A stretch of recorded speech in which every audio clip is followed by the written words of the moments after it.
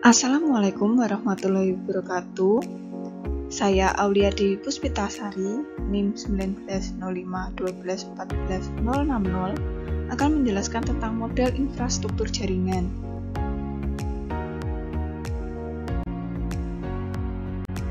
Ya, dimulai dari jaringan komputer merupakan sebuah kumpulan komputer dan peralatan lainnya yang terhubung dalam satu kesatuan, sedangkan infrastruktur jaringan merupakan sebuah kumpulan sistem komputer yang saling berhubungan dihubungkan oleh berbagai macam bagian dari sebuah arsitektur telekomunikasi.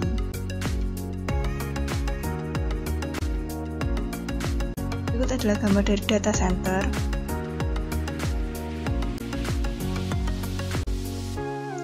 Perbedaan jaringan terpusat dan distribusi.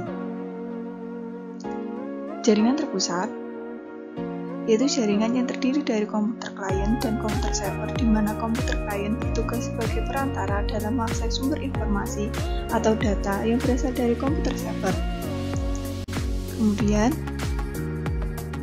jaringan terdistribusi adalah sistem yang terdiri atas sejumlah komputer yang tersebar pada berbagai lokasi yang dihubungkan dengan sarana telekomunikasi, dengan masing-masing komputer mampu melakukan pemrosesan yang serupa secara mandiri, tetapi bisa saling berinteraksi dalam penukaran data.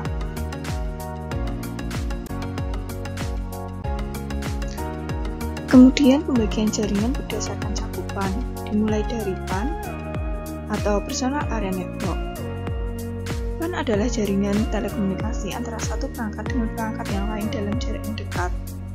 Kontrol pada jaringan PAN dilakukan dengan otoritas tersendiri.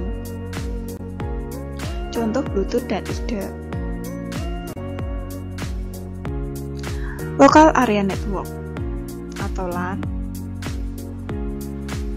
adalah suatu jaringan komputer di mana cakupan wilayah jaringannya sangat kecil atau terbatas. Misalnya jaringan komputer kantor, sekolah, rumah, atau di dalam satu ruangan saja. Kemudian berlanjut pada MAN atau Metropolitan Area Network. MAN adalah sebuah jaringan komputer suatu kota yang memiliki transfer data dengan kecepatan tinggi. Jaringan tersebut biasanya menghubungkan berbagai lokasi dalam suatu kota, misalkan perkantoran, kampus, dan pemerintahan, serta sebagainya.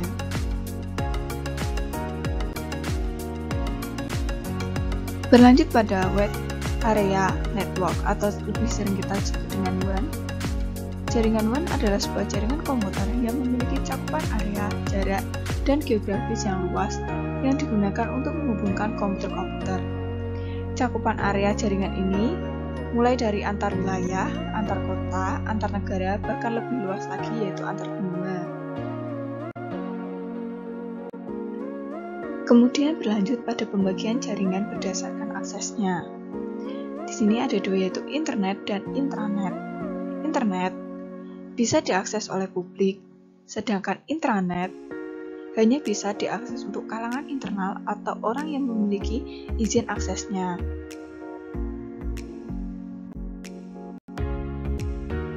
Kemudian pembagian jaringan berdasarkan cara membangunnya. 1. Infrastruktur, yang merupakan jaringan komputer yang memakai beberapa bagian untuk menghubungkan beberapa komputer dalam satu jaringan pada suatu infrastruktur. Yang kedua adalah ad hoc, yang merupakan jaringan komputer secara wireless untuk terhubung komputer lain tanpa perantara. Berikut merupakan gambar-gambar dari topologi jaringan.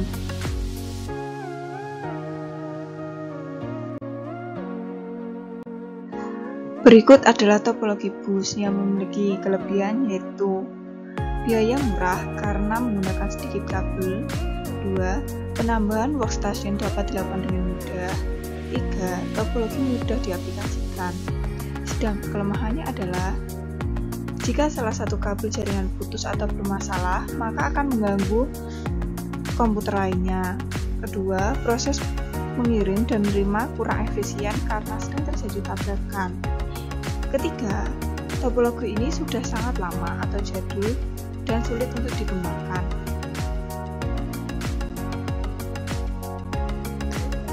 Berlanjut pada topologi star yang memiliki kelebihan.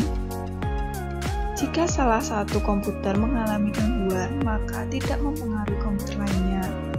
Bersifat fleksibel, tingkat keamanan bisa dibilang cukup baik daripada topologi bus.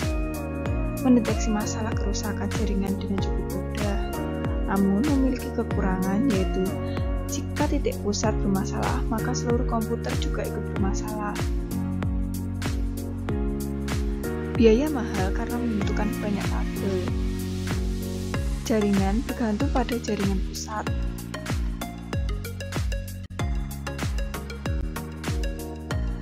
Topologi ring memiliki kelebihan, yaitu memiliki performa yang lebih baik daripada topologi bus, mudah diimplementasikan, konfigurasi ulang dan instalasi perangkat baru dibilang cukup mudah, biaya instalasi cukup murah.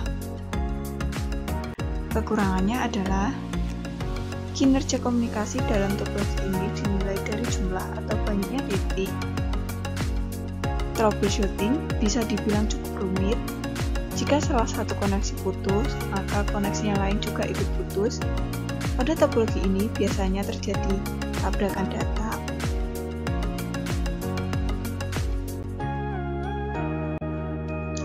Topologi mesh yang memiliki kelebihan. Jalur pengiriman yang digunakan sangat banyak, jadi tidak perlu khawatir adanya tabrakan data. Besar bandwidth yang cukup lebar. Keamanan pada topologi ini bisa dibilang sangat baik. Kelemahannya, proses instalasi jaringan pada topologi ini sangatlah rumit. Membutuhkan banyak kabel, memakan biaya instalasi yang sangat mahal dikarenakan banyaknya kabel itu. Berlanjut pada pembagian jaringan berdasarkan penggunaan kabel, yaitu wired network dan wireless network, di mana wired network adalah jaringan berkabel, sedangkan wireless network jaringan nirkabel atau tidak memakai kabel.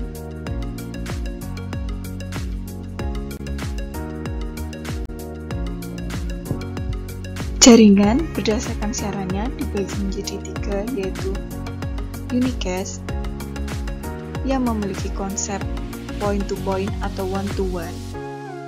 Unicast adalah sebuah metode pengiriman di mana data dikirimkan pada suatu lokasi yang jelas dan setiap lokasi yang menerima kemudian mengirimkan laporan penerimaan kepada pengirim. Yang kedua adalah multicast yang memiliki konsep one-to-many, di mana data dikirimkan kepada banyak titik sekaligus, namun titik tujuan dikelompokkan berdasarkan grup tertentu melalui alamat grupnya. Yang ketiga yaitu adalah broadcast, memiliki konsep one to everyone, di mana broadcast ini adalah sebuah metode pengiriman data yang dikirimkan ke banyak titik sekaligus tanpa melakukan pengecekan apakah titik tersebut siap atau tidak.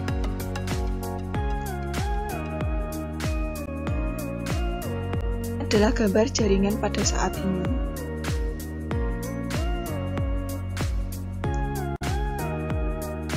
Sekian dari saya. Wassalamualaikum warahmatullahi wabarakatuh. Thank you for watching.